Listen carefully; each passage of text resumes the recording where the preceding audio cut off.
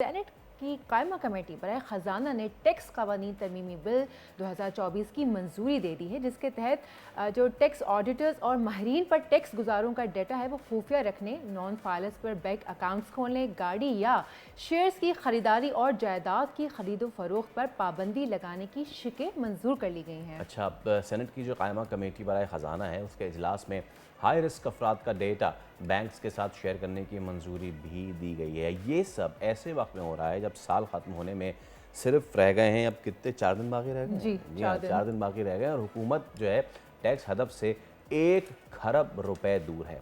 IMF की शराइत पूरी करने के लिए FPR के लिए इस हदफ का हसूल ज़रूरी भी है। 4 दिनों में क्या शॉर्टफॉल को पूरा करने के लिए हुकूमत कामयाब हो जाएगी? क्या आई वंडर। इन सारी चीज़ों से हो भी सकता है? इसी पे बात कर लेते हैं। हमारे मशहद खाकान नजीब साहब हमारे साथ मौजूद हैं।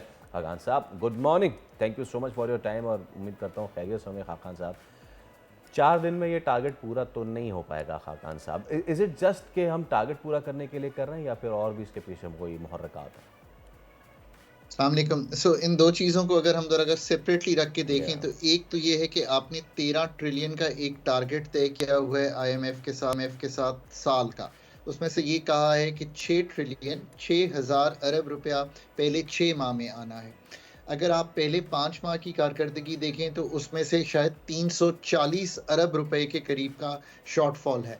अब ये जो 1 ट्रिलियन कहा जा रहा है ये है कि इस वक्त 5 ट्रिलियन के शायद करीब अगर कलेक्ट हुआ है तो 6 ट्रिलियन तक जाना है।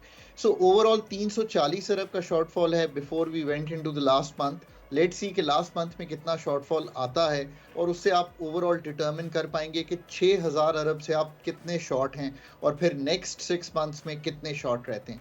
एक तो बात ये आया है कि आपने 40% जब बढ़ा हुआ टैक्स टारगेट तय किया आईएमएफ के साथ, जिसका मतलब है कि लास्ट ईयर 9,400 और इस साल 13,000 अरब के करीब जाना, given the economic situation of Pakistan, जिसमें एक स्लो ग्रोथ है, जिसमें इन्फ्लेशन यानी कि अफरात ज़र भी नीचे आ रही है, ये करना शायद पहले ही मुश्किल नज़र आ रहा था।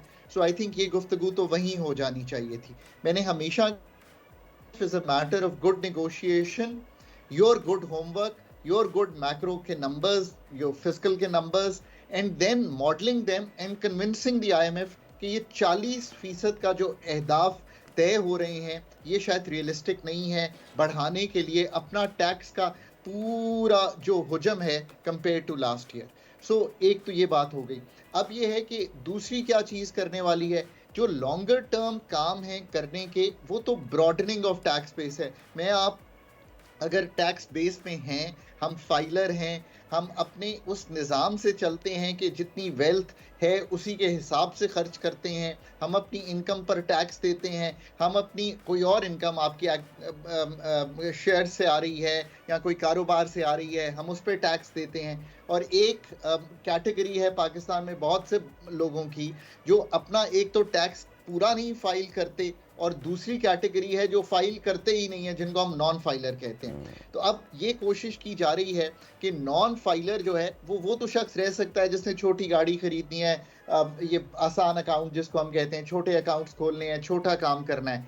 बट अगर आप वाकई मतलब करोड़ रुपए की गाड़ी खरीदना चाहते हैं और आप फाइलर ही नहीं है और आप मुझे यही नहीं बता सकते कि आपके पास ये रकम कहाँ से आई है, तो I think the authorities should have asked 2 decades ago कि भाई ये रकम कहाँ से आई, बहन ये रकम कहाँ से आई, ये कमाई का क्या सोर्स है, उस पर हम आपने अपना टैक्स दे दिया है, ये इलीगल तो नहीं है, ये सिर्फ इनफॉर्मल इकोनॉमी है क्या ये सब कुछ।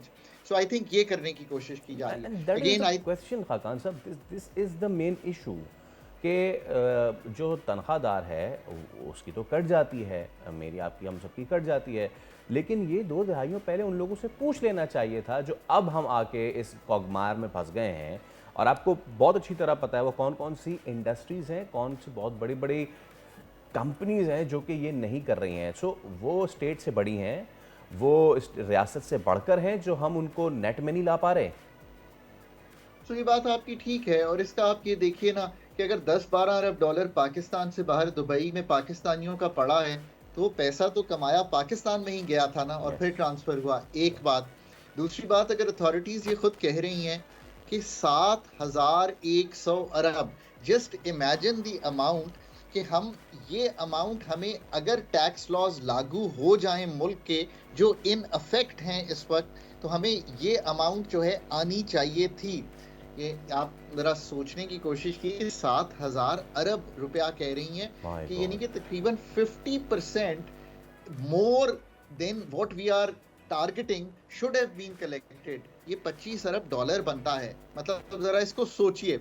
और उसमें से भी कह रही हैं कि एक सेल्स टैक्स में सबसे बड़ी चोरी है, जिसका मतलब है कि कोई अशिया ऐसी बिक रही हैं मार्केट जी। में जिन पे सेल्स टैक्स देना था पर नहीं दिया गया। जी खान साहब, खान साहब, मैं टैक्स के हवाले से ही अपना सवाल निकालना चाहूँगी कि वज़ीर ख़जाना मुसलसल नॉन टैक्स फाइल्स पर जायदाद और गाड़ी की ख़रीदारी पर पाबंदी के लिए कोशा हैं, और तकरीबन पिछले 6 माह से हम यही सुनते आ रहे हैं। इस बिल में भी इस किस्म की शिकें हैं। इस दावे पर अमल दरामद कब होगा? You know, ma'am, that's a truly good question. मैं आपको एक स्टोरी इस पे बताता हूँ। 10-15 साल पहले की गुफ्तगू है, मैं गवर्नमेंट में ही था, तो वी वर सिटिंग और हम फाइनेंस, एफपीआर सब टीम थी। तब भी हमने ये कहा था कि डेटा सेट्स एग्जिस्ट करते हैं इस मुल्क में।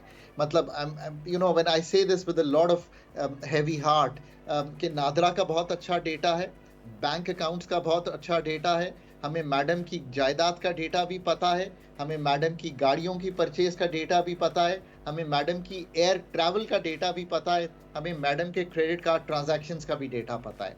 मसला ये नहीं है कि डेटा नहीं है पाकिस्तान में। That's the good story of Pakistan. Pakistan is a data rich country.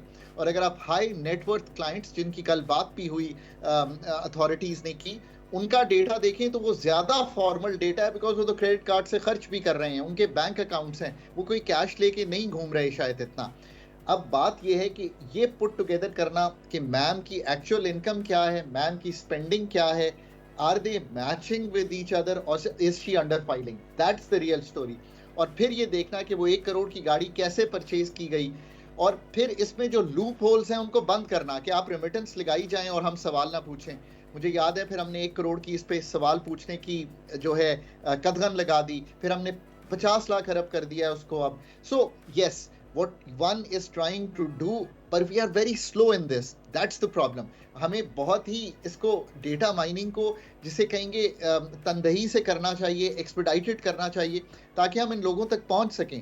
फिर दूसरी जो कैटेगरी डिस्कस ही नहीं हो रही है, वो ये नहीं हो रही है कि 20 से 40% तो होलसेल और ट्रेड है इस मुल्क में।